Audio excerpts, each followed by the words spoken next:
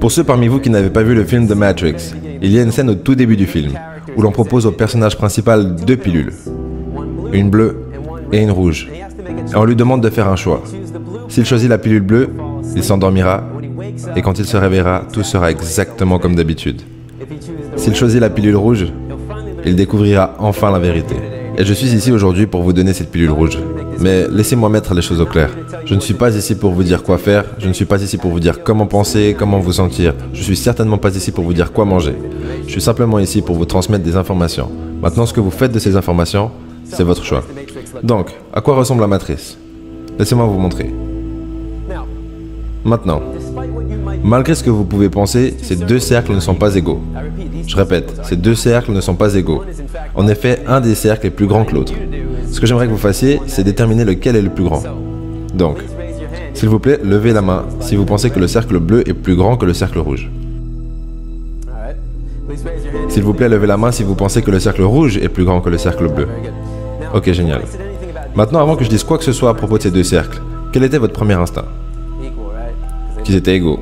Parce qu'ils ont l'air égaux. Et la raison pour laquelle ils ont l'air égaux, c'est parce qu'ils sont égaux. Ces 2 cercles sont identiques. Mais j'ai réussi à faire en sorte que vous leviez tous la main pour dire le contraire. Donc, qu'est-ce qu'on peut en apprendre? Que vous pouvez être manipulé comme ça, à croire quelque chose qui va contre votre instinct naturel. Imaginez juste que vous êtes un enfant et qu'on vous a appris que le cercle bleu est plus grand que le cercle rouge. Si vous le dites assez de fois, vous devenez convaincu que c'est le cas. Si on vous dit un mensonge assez de fois, ça devient une partie de votre réalité.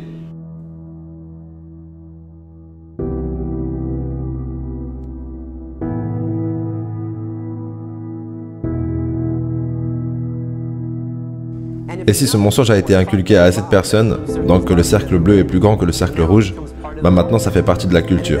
Et si cette culture continue à transmettre cette mauvaise information à la génération suivante, bah là ça devient une tradition. Et la chose de laquelle on doit se souvenir, c'est que ce n'est pas parce qu'on a une tradition que c'est moralement acceptable. Les traditions et la moralité ne sont pas toujours la même chose. Je veux dire, est-ce que vous arrivez à penser à une tradition qu'on a déjà eue aux États-Unis d'Amérique, qu'on n'a plus aujourd'hui? Et que maintenant, en y repensant, on voit que c'était immoral? L'esclavage. Il y a moins de 100 ans en arrière. Et c'était une tradition. Donc les traditions que nous avons aujourd'hui ne veulent pas dire qu'elles sont moralement acceptables. En évoluant en tant que culture, nos traditions évoluent également. Maintenant, la matrice est une histoire. C'est une histoire qui, quand elle est répétée assez de fois, à assez de personnes, s'intègre à la culture. Et elle devient ensuite une tradition. Et cette histoire est répétée encore et encore. Tous les jours.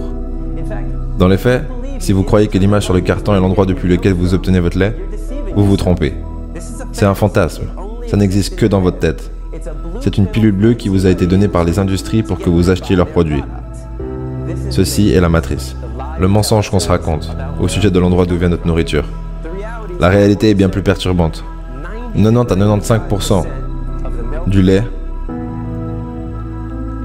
de la viande et des œufs que nous consommons aux États-Unis viennent de ces conditions.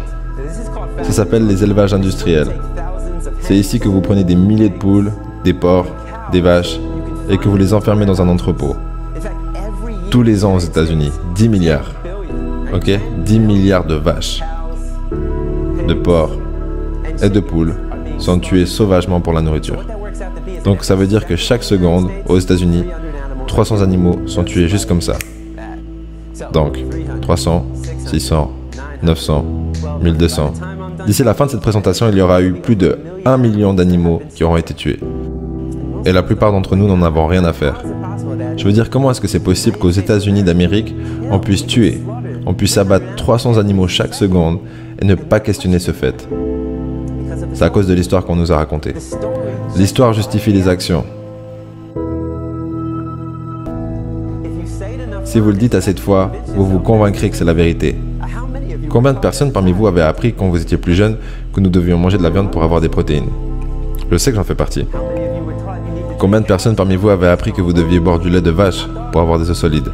Pas du lait de chien, pas du lait de chimpanzé, pas du lait d'éléphant, pas du lait de rhino, pas du lait d'hippo, pas du lait de tigre, pas du lait de lion, pas du lait de girafe, pas du lait d'éléphant. Est-ce que j'ai déjà dit ça?